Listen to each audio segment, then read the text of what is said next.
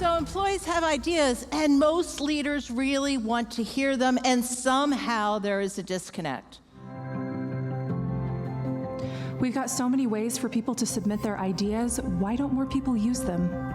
So we set out on an extensive research study to ask a couple of questions. When employees were holding back ideas, what kinds of ideas were they holding back? And they weren't trivial. It wasn't like, oh, I wish we had kombucha in the break room or virtual Taco Tuesdays.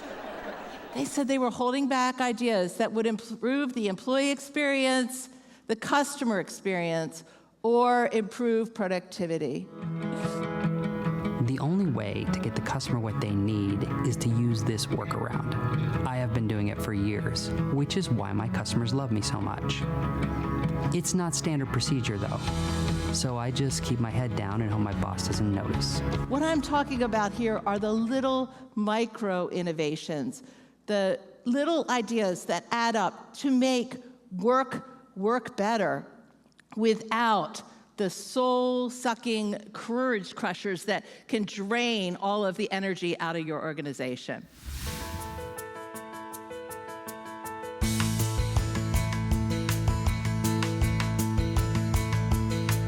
Technology is the tool, but humanity is the fuel that empowers innovation. Fear. 40% of the respondents said they don't feel confident to share their ideas. So today, I'm going to share with you a bit about that research and then give you some very practical ways through 4 steps to build a more courageous culture on your team.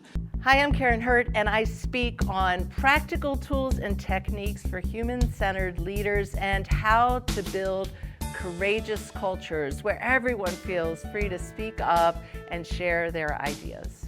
When we talk about a courageous culture, talking about people who are coming to work every day, micro-innovating. They're saying, hey, maybe there's a different way we could do this. How can we do this better? They're thinking critically, they're solving problems, and they are advocating. They're advocating for their customers, they're advocating for employees. What people really love about the keynotes, and what I hear from bureaus all the time, is that they are so interactive. And the energy in the room when people are talking about why they care about what they do, and very, very quickly you can tap into the best ideas of the people in the room and talk about what matters most to them. When David and Karin show up and give a keynote, the keynote's really powerful, but that's not what works. What works is what happens after they leave. Did we talk about what they said? There's a lot of the process versus the outcome.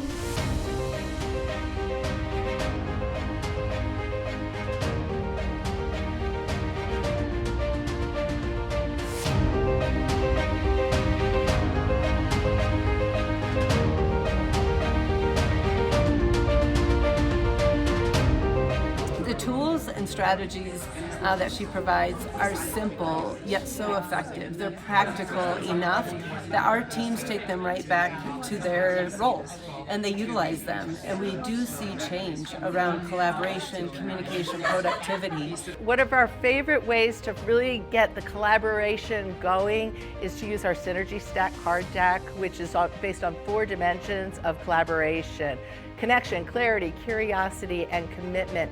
And immediately your participants are looking at these cards and identifying their superpowers for collaboration and discussing what will matter most for them and their team to accelerate performance and build better teamwork. Now I know we have to build confidence, because no matter if you have a good strategy, if your team does not have the confidence that the behaviors that you're asking them to do will be successful, it won't work.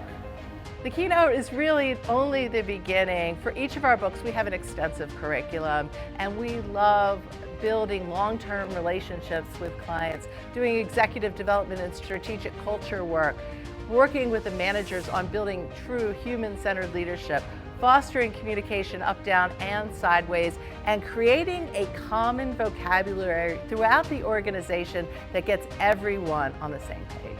What I took out of the day is it doesn't take weeks and months to come up with great ideas. I think what we managed to pull together in a couple of hours was really brilliant. And also each of us in our little garden, we can make a difference. When you get clarity, you're going to get better ideas.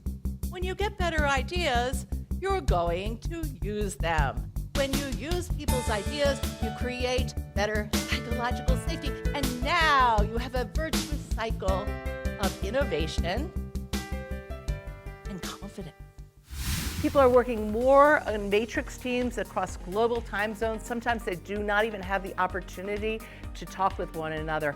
And all of that is making people feel more reluctant to have the conversations that they need to have.